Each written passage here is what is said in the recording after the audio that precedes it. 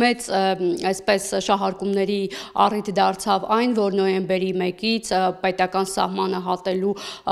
կնիքների վերաբերյալ Արարատի խորհրդանիշ պատկերը չի լինելու, ընդդիմությունը սա համարում է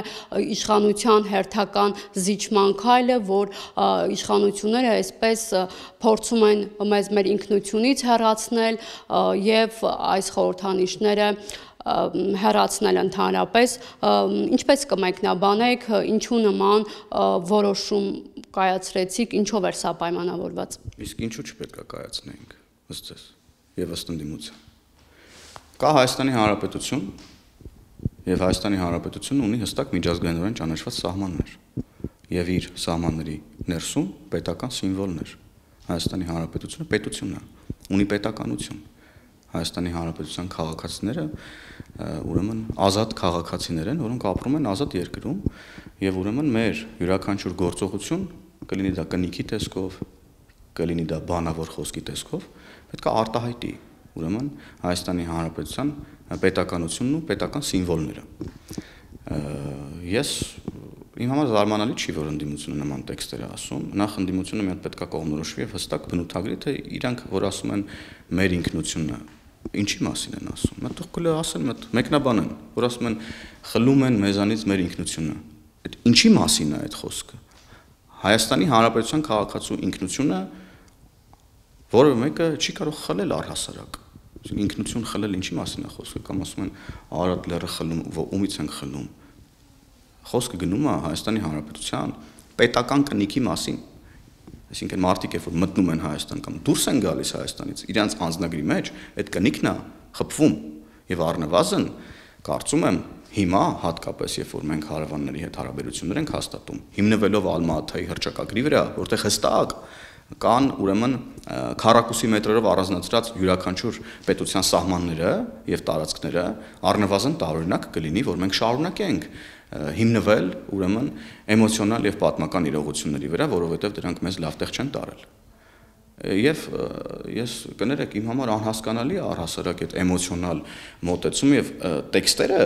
որ մեզանից Արարատ են խլում։ Արարատ լեռը ամենա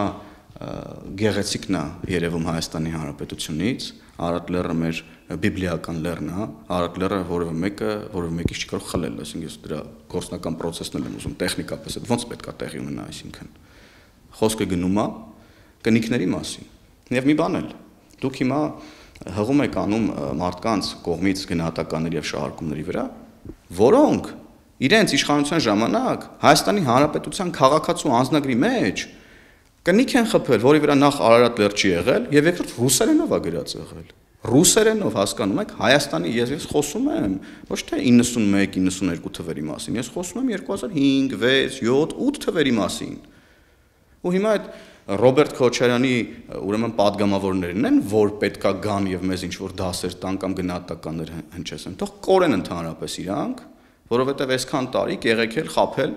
եւ այդ էմոցիոնալ ֆոնի վրա մարդկանց ուրեմն բոլորովին այլ իրականություն են մատուցել։ Մենք ուղիղ ասում ենք, կա Հայաստանի Հանրապետություն, կա իրական Հայաստան եւ մենք ելնում ենք այդ տրամաբանությունից։ Եվ Հայաստանի Հանրապետության պետական կնիքները եւ սիմվոլիզմը պետք է արտահայտի Հայաստանի Հանրապետության պետության ներսում գտնվող սիմվոլները, որպեսզի մենք ուրեմն տարընկալումների տեղ չտանք ամբողջ աշխարհին։ Եվ խոսքը այստեղ թուրքերի մասին չի ներողություն։ Խոսքը բոլորի մասին է։ Բելգիացու մասին է, որը գալիս է Հայաստանի Հանրապետություն եւ տեսնում է բելգիացին, օրինակ, որ դու իր անձնագրի մեջ քո երկրում դաջել ես մի պատկեր, որը քո տարածքում չի։ Սա աշխարհակաղակական, քաղաքական իմաստով խնդրահարույց է եւ մենք այս ճանապարհով են գնացել եւ սա ուրեմն բխում է այն ռազմավարությունից եւ քաղաքականությունից եւ խաղաղության օրակարգից նաեւ։ Սա որևէ մեկի համար չի արված եւ որևէ մեկի ուզելով չի արված։ Սա արվում է ամրացնելու Հայաստանի Հանրապետության պետությունը եւ պետական սիմվոլիզմը։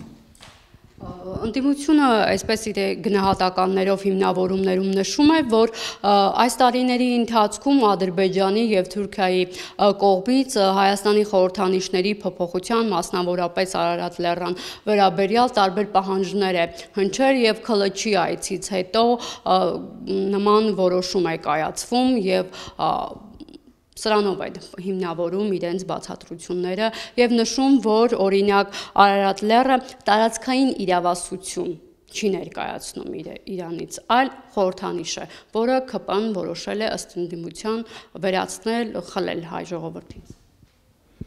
Ես անկեղծ չգիտեմ ինչ պատասխանեմ, ինչ է նշանակում տարածքային իրավազորություն չի ներկայացնում Արարատ լեռը գտնվում է Թուրքիայի Հանրապետության տարածքում։ Հիմա դաշնակներն են իդեպ իրենց կառավարման տարիներին այդ պայմանագրերը ստորագրել, որ Արարատ լեռը մնացել է Թուրքիայում։ Դաշնակները, ու հիմա դաշնակներն են եկել այդ թեմայից խոսում։ Նախ ես աբսուրդի ժանրից եմ, աբսուրդի ժանրում կտեղավորեմ ձեր կողմից նոր հիշատակված ընդդիմության այդ մեկնաբանությունները։ Չգիտեմ էլ ինչ պատասխանեմ, դատարկաբանությունն է ըստ էության ընդդիմության այդ թեզերը, ես կրկնում եմ, մենք ելնելու ենք ուրեմն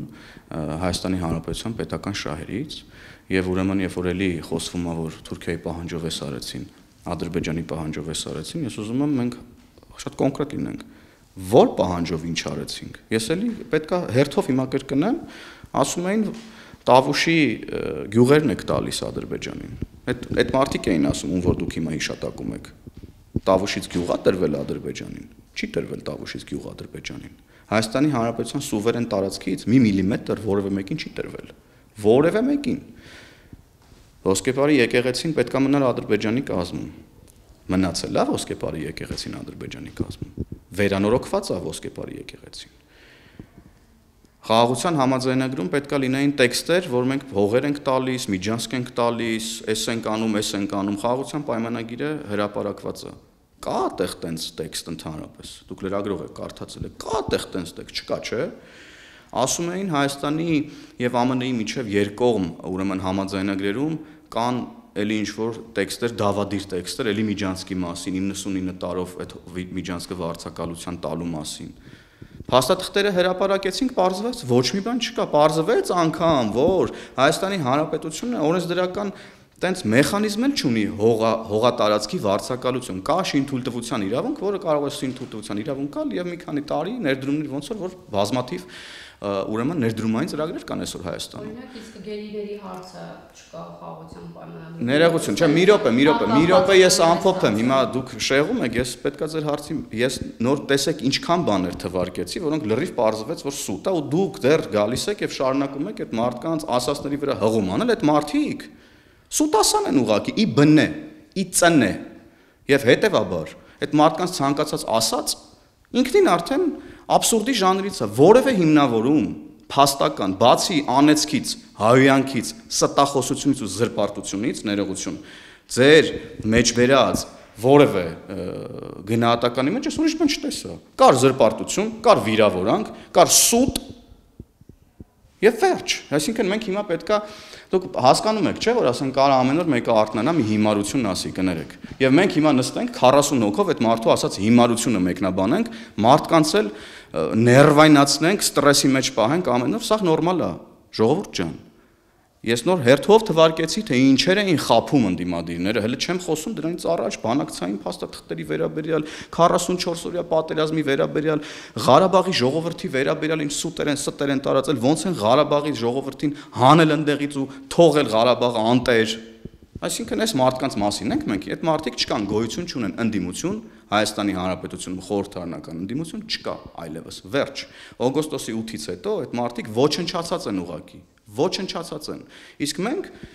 ուրեմն շարժվելու ենք մեր օրակարգերով, ելնելով Հայաստանի Հանրապետության պետական շահից։ Չնայած դուք նշում եք, որ խորհրդարանական ընդդիմություն գոյություն չունի, բայց տեղյակ եք, որ պատիվ ունեմը նախաձեռնել է վարչապետին անվստահություն հայտնելու գործընթաց եւ առաջիկայում նաեւ խորհրդարանական լսումներ է այդ թեմայով հրավիրված, ընդհանրապես ինչպես է ԿՊ-ն արձագանքում սրան։ Մենք սարսափած ենք ուղակի, չգիտենք ուր գնանք, հենց իմացանք, որ պատիվ ունեմը impeachment-ի նախաձեռնությունն է ուրեմն սկսել, այդ օրվանից չենք կարող քնենք, խառնվել ենք ու իրար ուղակի, ես չգիտեմ, զանգում ենք իրար, ասում ենք, բա հիմա ինչ պետք է անենք, պատիվ ունեմը impeachment-ի նախաձեռնությունն է ձեռնարկել, հետո որ իմացանք դրա մասին նաև լսումներ են անելու, առհասարակ շաքարներս բարձրացել է ուղակի պատիվ ունեմի լսումներից ու impeachment-ից ուղղակի էլ չգիտենք ինչ անենք։ Իսկ եթե լուրջ վերջին խրխռոցներն են, թող անցնեն գնան։ Պարոն Հովհաննիսյան, այդուհանդերձ մտահոգություններ չկան, որ ընդդիմությունից զատ նաև հասարակությունը կարող է այսպես առաջիկա ընտրություններում քաղաքացիական պայմանագրին ձայն չտա, որովհետև շատերն ասում են գործող իշխանության ժամանակ Արցախը հանձնվեց, պատերազմ եղավ, զոհեր ունեցանք։ Շատերը ովքեր են։ Էլի այդ նույն մարդը։ Ոչ, նաև հանրության մեջ կան այդ կարծիքը։ Հանրության մեջ մեր քաղաքացիների հետ մենք մշտական կապի մեջ ենք։ Ես օգոստոսի 1-ից մինչև այսօր եղել եմ Հայաստանի Հանրապետության թվով 72 համայնքում։ Ես պատկերացնում եք թիվը 72։ Ես այդ համայնքներում եղել եմ, իրանց կենտրոնական հրապարակներում, գյուղամեջերում նստել եմ բորձուրներին, մարդկանց հետ խոսացել եմ, Ագարակում, Մեղրիում, Քաջարանում ու Աշոցքում, Ամասիայում, Ախուրյանում, Հրազդանում, Ծաղկաձորում, Վայոց ձորում, Վայքում եւ այլն եւ այդպես շարունակ Երևանի տարբեր վարչական շրջաններում։ Այն հարցադրումները, որ լրագրողները մեզ տալիս եք, քաղաքացիները մեզ ընդհանրապես չեն տալիս։ Քաղաքացիները մեզ գիտեք ինչ են հարցնում։ Ասում են ժողովուրդ ջան, երբ է շինարարությունը սկսվելու Թրամփի ուղու վրա, երբ են ներդրումներ լինելու Հայաստանում, երբ եք վերջնականապես ստորագրելու խաղաղության պայմանագիրը, երբ ենք մենք բրծնելու ընդդիմության այս կեղծիքից ու ստից։ Դրա համար ես հիմա էլ նորից ինչ որ ասացի ամբիոնից, այդ ընդդիմությանը ես ուղիղ ասում եմ, այն տեքստերը, որ դուք այդ ձեր մամուլներում եք խոսում, գալիս տեղ ամբիոնից խոսում, փախնում գնում եք խոսալուց հետո գնացեք։ Ես իմ թվարկած 70 համայնքների գյուղամեջերում, կենտրոնական հրապարակներում կանգնեք ու ասեք։ Գուցե գնում եք այնտեղ, որտեղ ԽՊԻ-ն են սատարում, այսպես ասած, այլ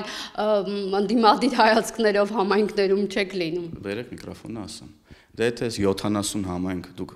գիտեք Հայաստանում քանի հատ համայնք կա խոշոր։ Եթե ես եղել եմ 70 համայնքներում եւ փաստորեն ստացվում է, որ դրանք այն համայնքներն են, որտեղ ԿՊԻ-ն են սատարում, ուրեմն ամբողջ Հայաստանում էլ ԿՊԻ-ն են սատարում։ Ես սա ուղիղ եմ ասում եւ կրկնում եմ, այդ ընդդիմությունը թող այս տեքստերը, որ պետքա Թրամփի ուղին չլինի, այդ փաստաթղթերը պետքա չեղարկենք, պետքա Արցախ Լեռնային Ղարաբաղի ժողովուրդը վերադառնա Ղարաբաղ, այդ տեքստերը